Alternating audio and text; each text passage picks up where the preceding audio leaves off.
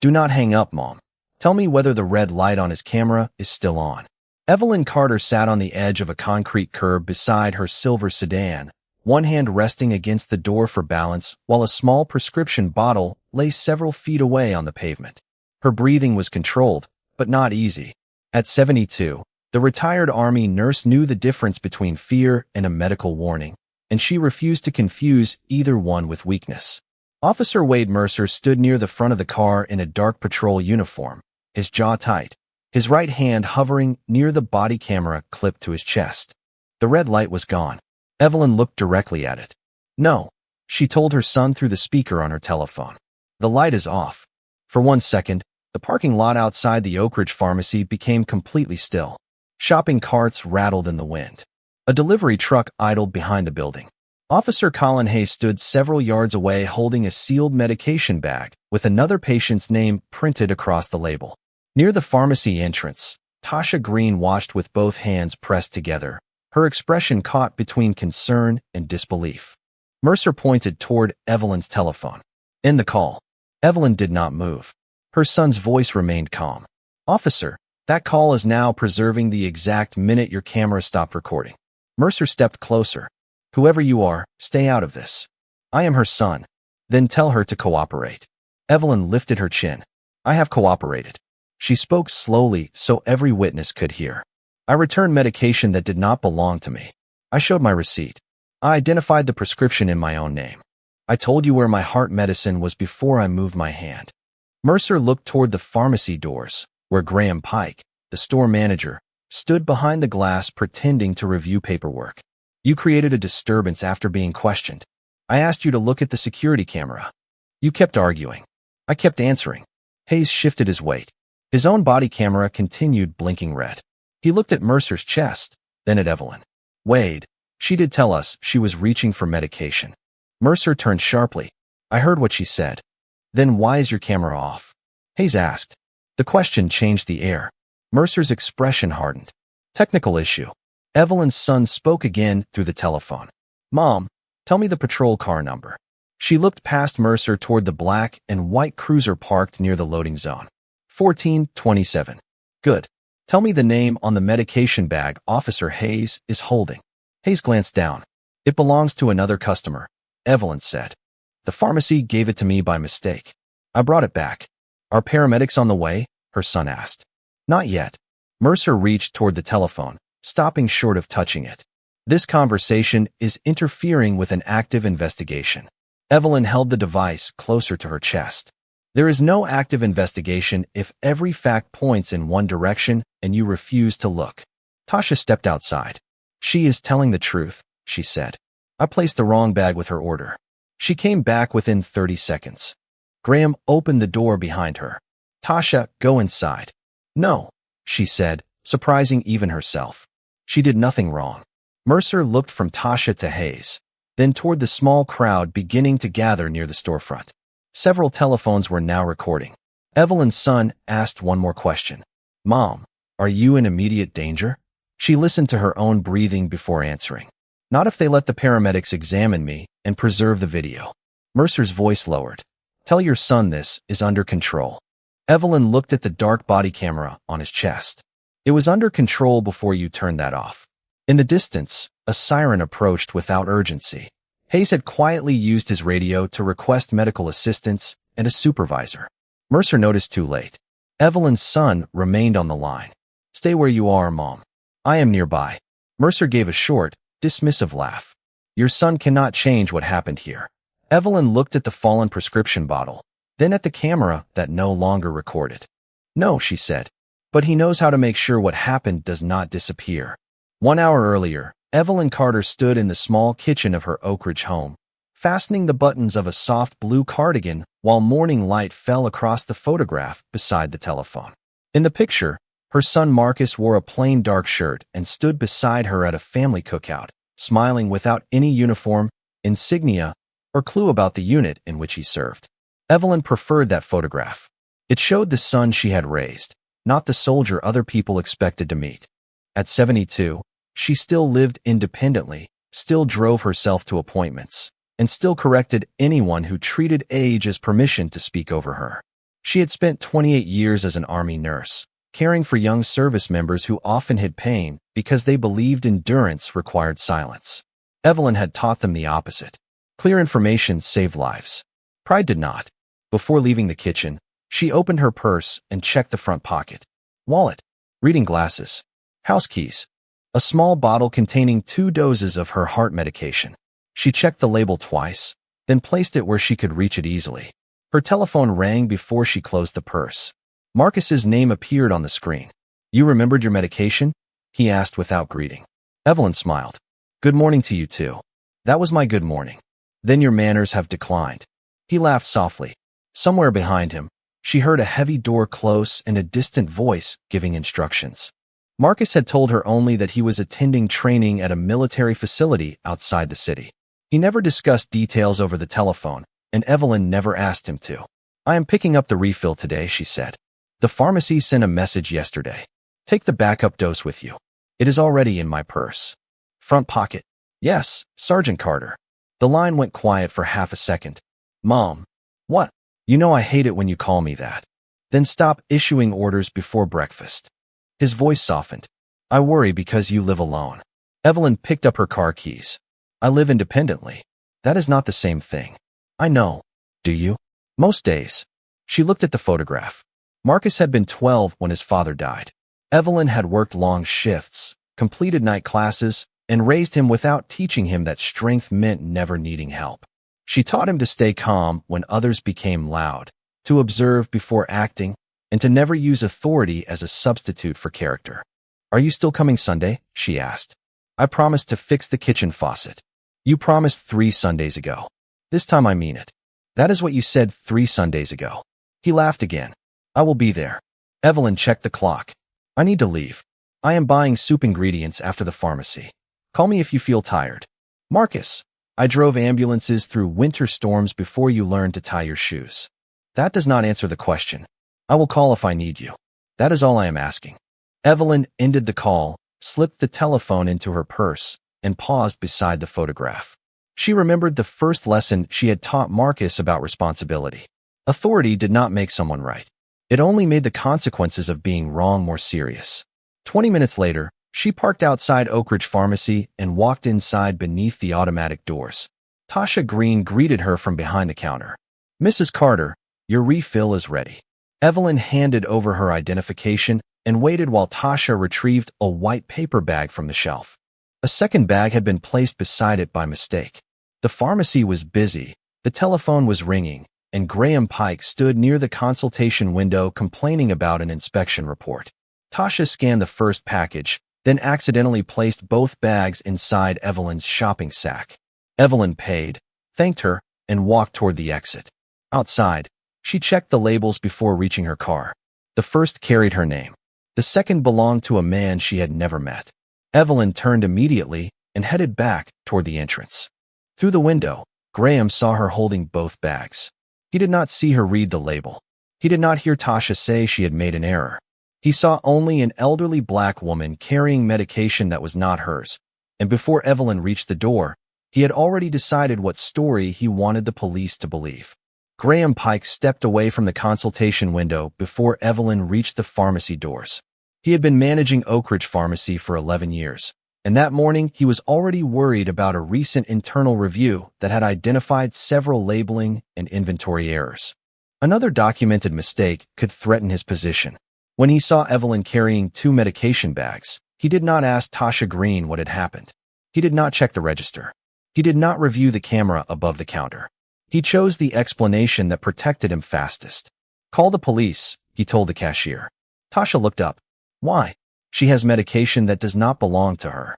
"I gave her the wrong bag." Graham lowered his voice. "You do not know that yet. I placed both bags in her sack. I saw her turn around after checking the labels. Then let the officers determine what happened." Tasha stared at him. "There is nothing to determine." Graham took out his telephone and placed the call himself. He described Evelyn as an elderly black woman attempting to leave with another customer's prescription. He said she had become confrontational when approached, even though he had not spoken to her at all. By the time Evelyn entered the store again, the official version of the incident had already begun forming without her. She walked directly to the counter and placed the second bag in front of Tasha. "This belongs to someone named Harold Bennett," she said. "You should contact him before he comes to pick it up." Tasha accepted the bag. "Mrs. Carter, I am so sorry. I placed it with your order by mistake." Evelyn nodded. "Mistakes happen. Just document it and make sure the other patient receives the correct medication." Graham approached from the side. "You need to remain here." Evelyn turned toward him. "For what reason?" "There is a question about how that medication left the pharmacy." Tasha answered immediately. "I already explained that I gave it to her." Graham ignored her. "The police are on the way." Evelyn studied his face. "You called the police after your employee admitted the error?" "We have procedures." "Then follow the procedure for a dispensing mistake." Graham folded his arms. "You were outside with medication prescribed to someone else." "For less than 30 seconds. Then I returned it unopened." "That will be reviewed." Evelyn looked toward the ceiling camera above the counter. "Good. The recording will show exactly what happened." Graham's expression changed slightly. He had hoped the sight of police would pressure her into silence or confusion. Instead, she had pointed directly toward the evidence. Outside, a patrol car entered the parking lot. Officer Wade Mercer stepped out first, followed by Officer Colin Hayes. Mercer recognized Graham and gave him a brief nod before either officer approached Evelyn. They had handled several calls at the pharmacy together. Graham moved toward them before dispatch finished updating the incident notes. "That is her," he said, pointing through the glass.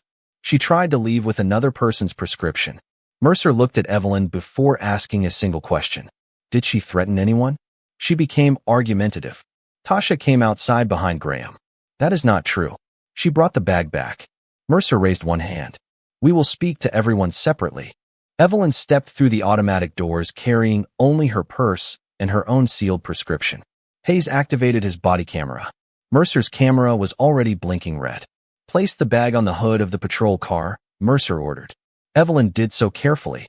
"My receipt is inside the pharmacy, and the camera will show the employee placed both bags together." Mercer opened the bag and read the label bearing Evelyn's name. "Where is the other prescription?" Hayes held it up after Tasha gave it to him. "Still sealed. Different patient name."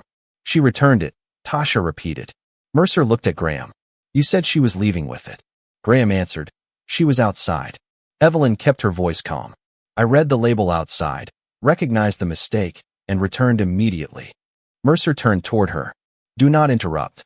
You are discussing my actions while refusing to hear my explanation. People who cooperate let officers ask the questions." Evelyn looked at Hayes's camera, then at Mercer's. "Then ask the question that matters. Did I take something, or did the pharmacy hand it to me?"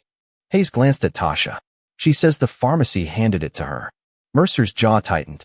"We are still investigating." Evelyn pointed toward the security camera visible through the glass. "Then review the recording." Graham stepped closer to Mercer and spoke quietly, but Evelyn heard enough. "I do not want this turned into a pharmacy liability issue." Mercer nodded once. That small gesture told Evelyn more than the words. The officer had not arrived to discover what happened. He had arrived already knowing whose version he intended to protect. Mercer turned away from Graham Pike and faced Evelyn as though the manager's concern had settled the matter. "Step away from the vehicle and keep your hands where I can see them." Evelyn moved 2 feet from the patrol car and held both hands in front of her. "I am complying. Now please explain what offense you are investigating." Mercer picked up her sealed prescription bag and examined the label. "Possible theft of controlled medication." Tasha Green stepped closer. "The other bag was never opened, and I gave it to her by mistake." Mercer did not look at her. "Return inside until we request your statement." "You already have my statement."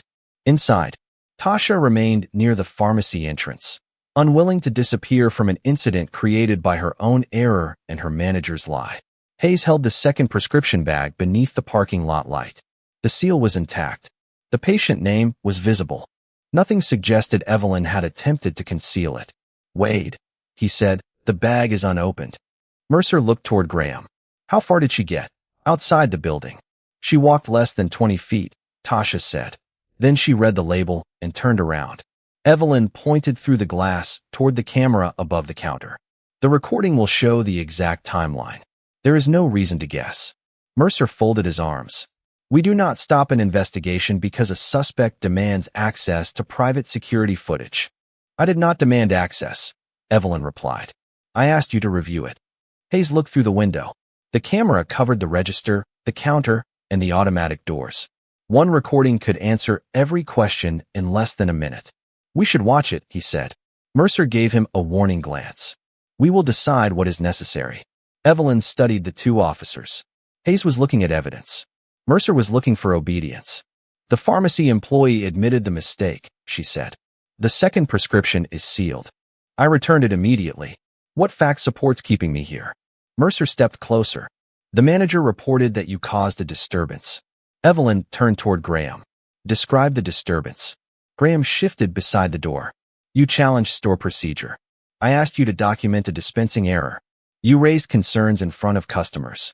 That is not a crime. Mercer interrupted. You do not decide what is relevant.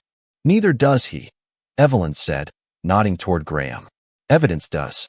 The body camera on Hayes's chest continued blinking red. Mercer's camera recorded as Evelyn named each fact in order. The pharmacy placed the wrong bag with my purchase. I noticed the name did not match. I returned within 30 seconds. The bag remained sealed. The technician confirmed the error. The store camera recorded everything. Hayes lowered his voice. She is right about the available evidence. Mercer turned toward him. Do you want to conduct this investigation? I want to know what we are investigating. The question hung between them. Graham looked through the pharmacy window, where two customers had stopped to watch. Officer Mercer, I need this handled quietly, he said. The company is already reviewing our procedures.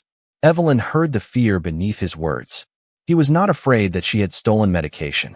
He was afraid the truth would document another pharmacy mistake. So that is why you called, she said. Graham's face tightened.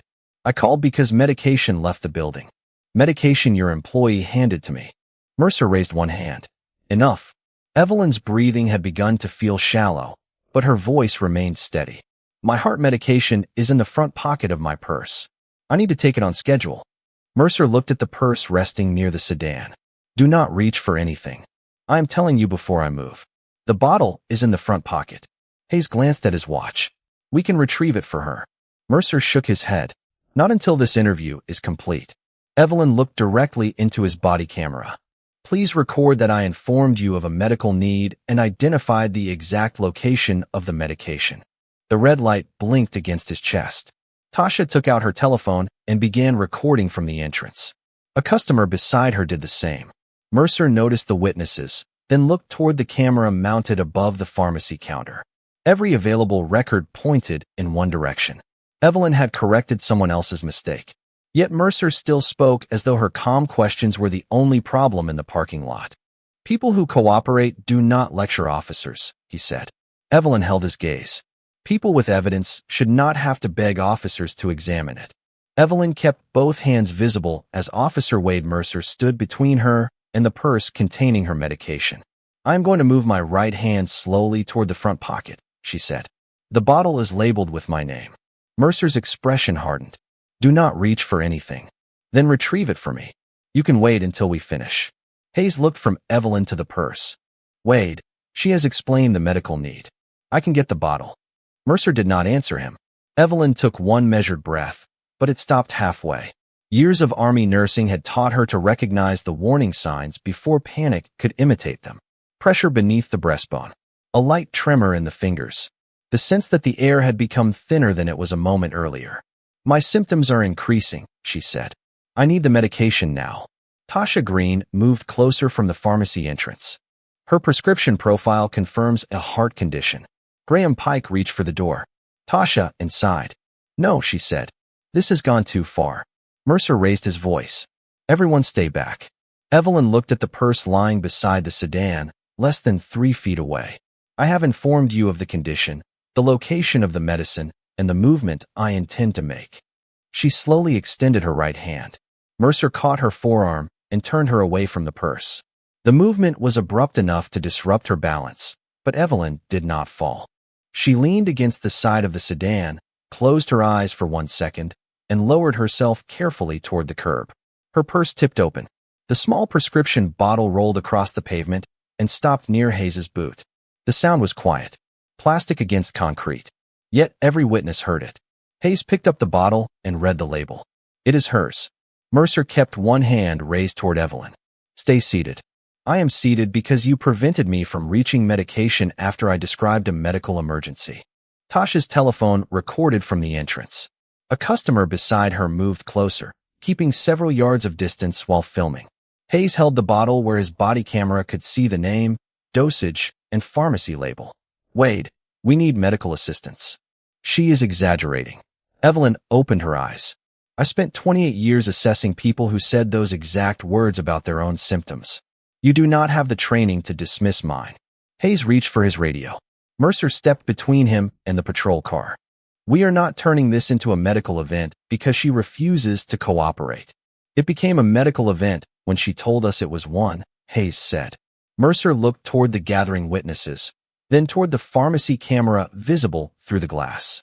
His body camera still blinked red. Evelyn watched him notice it. He turned partly away, touched the device, and the red light disappeared. Hayes stared at his chest. Why did you turn off your camera? Mercer lowered his hand. Battery issue. The battery indicator was full when we arrived. Do not challenge me in front of civilians.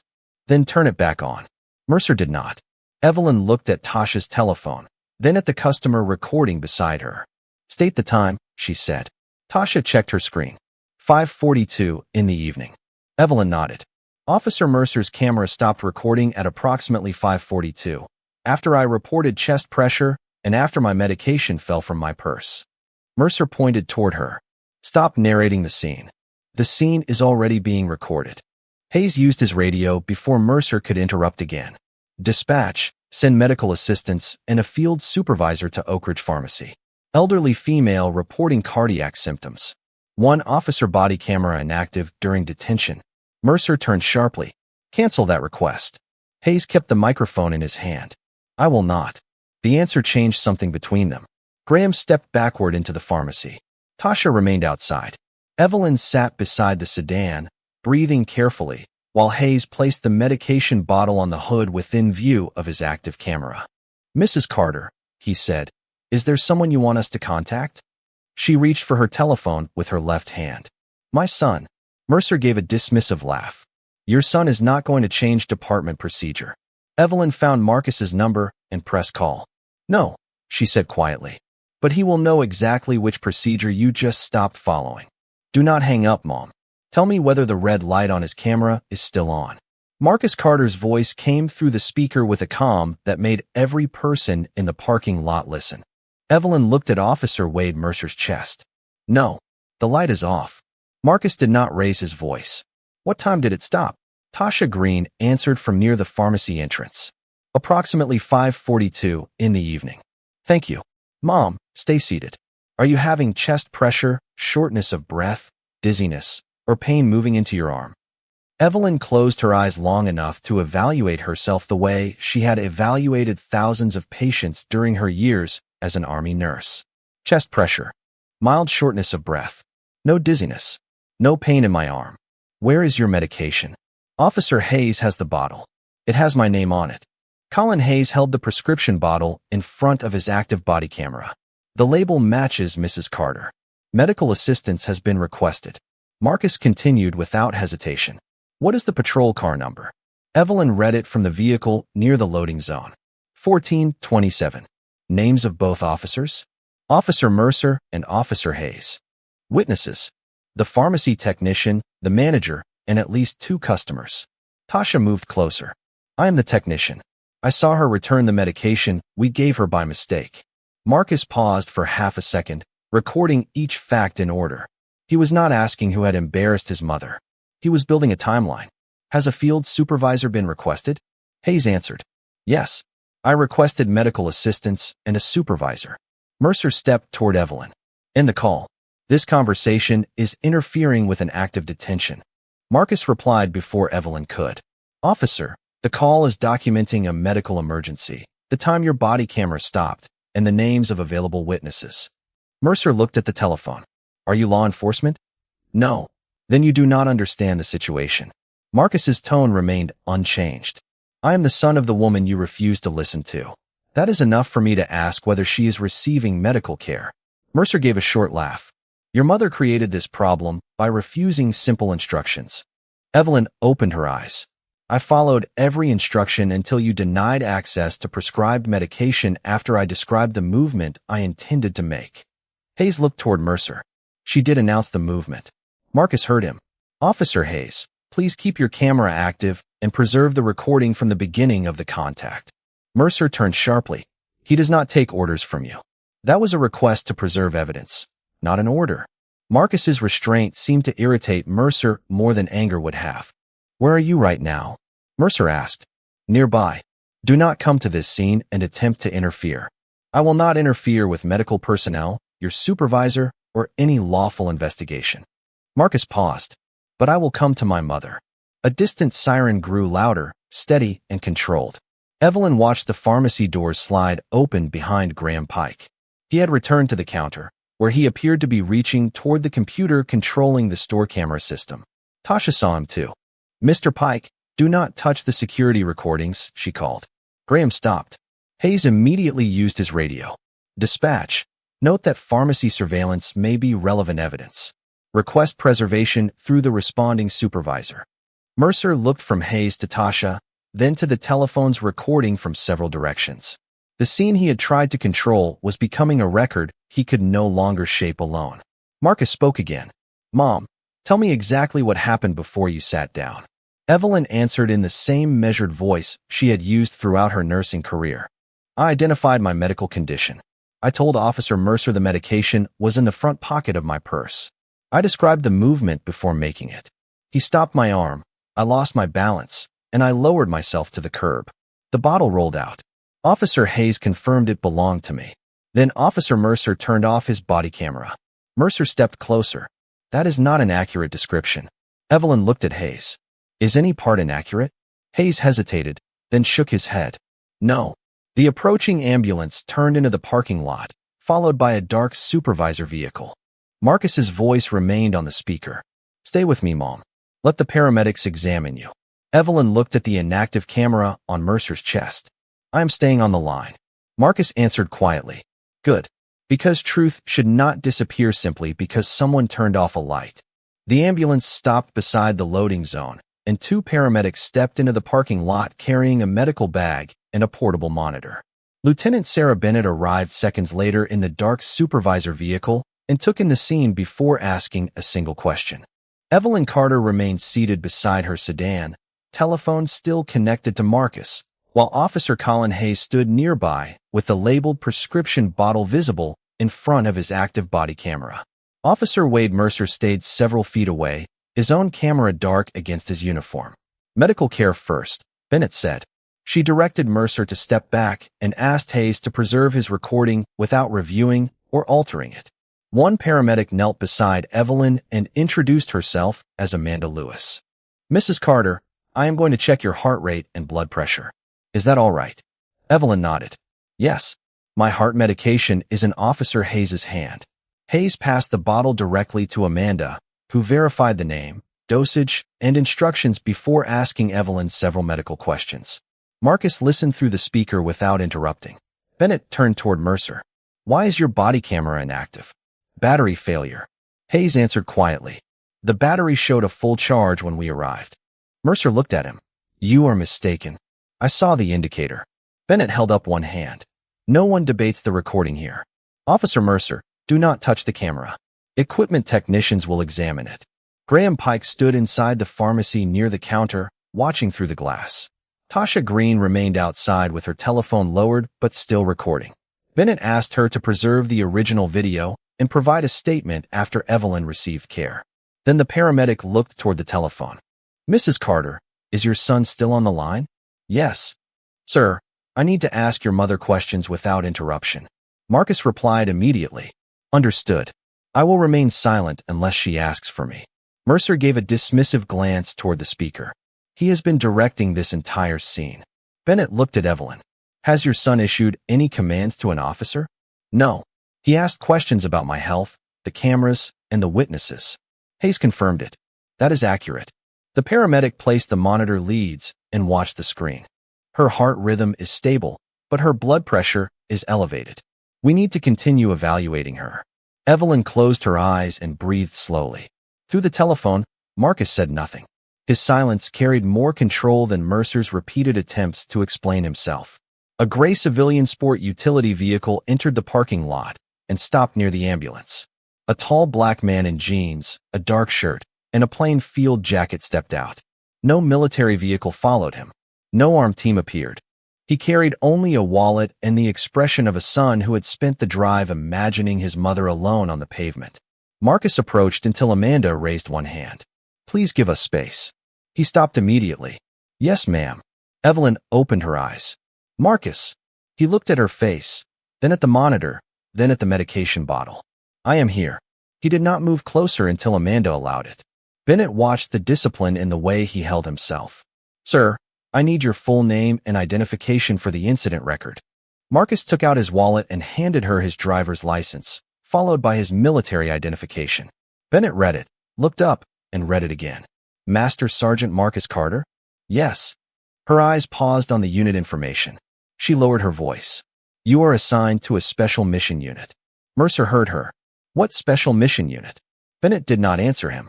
Marcus returned the identification to his wallet. "My assignment gives me no authority at this scene." Mercer crossed his arms. "Then stop acting like it does." Marcus looked at him for the first time. His voice remained quiet. "I have not ordered you to do anything. I asked that my mother receive medical care and that the evidence be preserved. You are trying to intimidate officers with your military status." "I did not state my status." "Your lieutenant asked for identification." Bennett turned toward Mercer. "That is correct." Marcus looked at the dark body camera on Mercer's chest. "I have no command here. I only know what disciplined authority looks like." The words left no threat behind them, only comparison. Bennett requested that dispatch notify professional standards and preserve both officers' camera records, the pharmacy call, and all radio traffic. She then instructed Mercer to surrender his patrol keys and remain away from witnesses until a command review could begin. This was not punishment. It was preservation. Marcus knelt beside his mother only after Amanda gave permission. Evelyn reached for his hand. "Do not make this about your unit," she said. "I will not. Make it about what the cameras show." Marcus looked toward Hayes, Tasha, and the pharmacy entrance. "That is exactly what I intend to do." Mercer had expected rank to arrive as a weapon. Instead, it arrived as restraint, and every calm decision made his own conduct look less defensible. Over the next 5 weeks, the investigation moved beyond one parking lot and into records that had never been examined together. Evelyn Carter returned home after several hours of observation at the hospital, where Dr. Hannah Reed documented elevated blood pressure, chest pressure, delayed access to prescribed medication, and the stress caused by the detention. The doctor found no lasting cardiac damage, but her report made one fact impossible to minimize. Evelyn had clearly described a medical need, and Officer Wade Mercer had treated that information as an inconvenience rather than a warning. Lieutenant Sarah Bennett transferred the case to professional standards and requested an outside review from the State Investigative Bureau. Marcus Carter signed a statement as Evelyn's son and then removed himself from every decision. He did not contact the police chief. He did not mention his unit. He did not ask anyone to move faster because of who he was. "The evidence should receive the same attention if my mother had no one to call," he said. The pharmacy recording provided the first clear answer. It showed Tasha Green placing 2 sealed medication bags into Evelyn's shopping sack. It showed Evelyn walking less than 20 feet beyond the doors, reading the second label, turning immediately, and returning the unopened prescription within 28 seconds. It also showed Graham Pike watching the entire sequence before calling police. His report described attempted theft and aggressive behavior. The video showed neither. Hayes's body camera provided the second answer. It recorded Tasha admitting the dispensing error, Evelyn identifying the store camera, and Mercer refusing to review it. It recorded Evelyn explaining her heart condition, naming the location of her medicine, and describing the movement she intended to make. It recorded Mercer stopping that movement and the prescription bottle rolling onto the pavement. Then his partner's camera captured Mercer touching his own device. Equipment specialists later confirmed that Mercer's body camera had not suffered a battery failure. It had been manually deactivated at 5:42 in the evening. Tasha's telephone and the customer's recording preserved what followed. One clip captured Graham speaking quietly to Mercer near the pharmacy doors. I cannot have this turned into a liability issue, Pike said. Just document that she caused the problem. Mercer nodded. Investigators searched earlier incident reports involving Oak Ridge Pharmacy. They discovered that Mercer had responded to 12 calls there during the previous 18 months, far more than any other patrol officer assigned to the district. In 8 cases, Black customers had been described as aggressive after questioning billing errors, prescription delays, or identification requirements. Store recordings contradicted several of those descriptions. 3 customers had filed complaints stating that Mercer refused to review receipts or security footage before ordering them to leave. None of the complaints had been connected until Bennett placed the records side by side. Financial records revealed no direct payment from Pike to Mercer, but telephone logs showed frequent personal contact outside official calls. Pike had repeatedly warned Mercer when customers threatened to report pharmacy mistakes. Mercer then arrived, treated the customer as the problem, and created reports that shifted attention away from the business. When interviewed, Pike claimed he was only protecting employees. Investigators asked why protecting employees required describing an elderly woman as confrontational before speaking to her. He had no answer. Mercer insisted Evelyn had resisted lawful instructions. Hayes testified otherwise. She announced every movement before making it, he said. The evidence had cleared her before the medical issue began. We should have ended the contact and helped her. His statement cost him friendships inside the department, but he refused to change it. Professional standards granted him whistleblower protection and reassigned him during the review. Mercer was placed on unpaid administrative leave pending a termination hearing. Pike was removed as pharmacy manager and referred for investigation over the false report and attempted concealment of a dispensing error.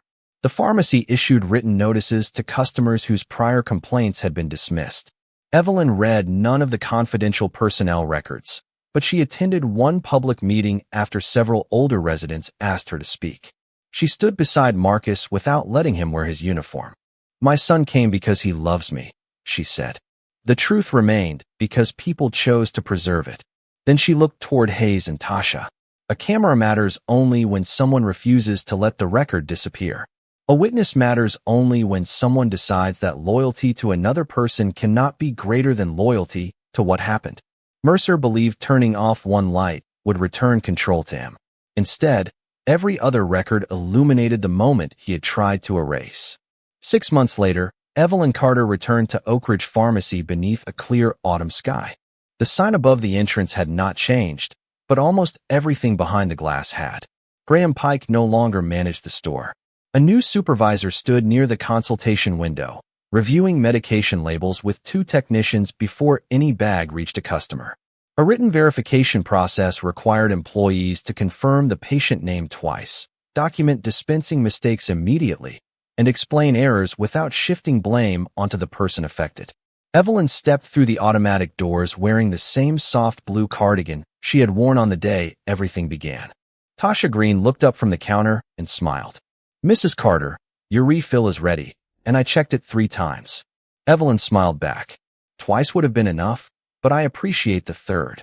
Tasha had remained at the pharmacy after cooperating with investigators. She now helped train new employees on medication safety, honest reporting, and respectful communication with older patients. The company had formally apologized to Evelyn and several other customers whose concerns had been dismissed.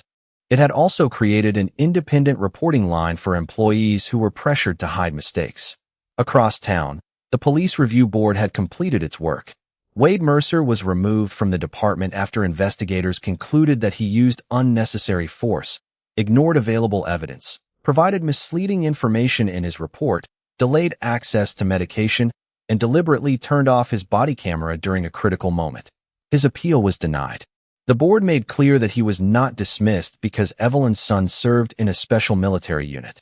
He was dismissed because the recordings, witness statements, medical records, and prior complaints established a repeated pattern of choices.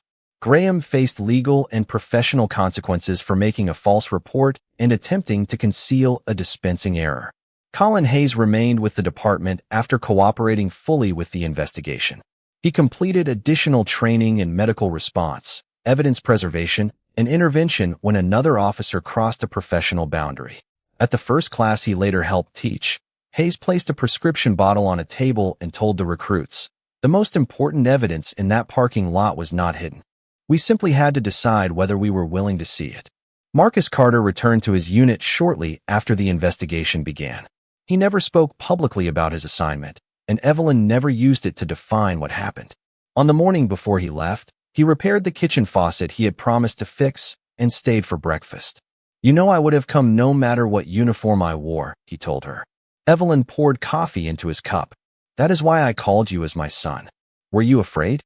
he asked. She considered the question. "I was concerned about my heart. I was angry about the camera, but I was never ashamed." Marcus looked down at his hands. "I wanted to do more.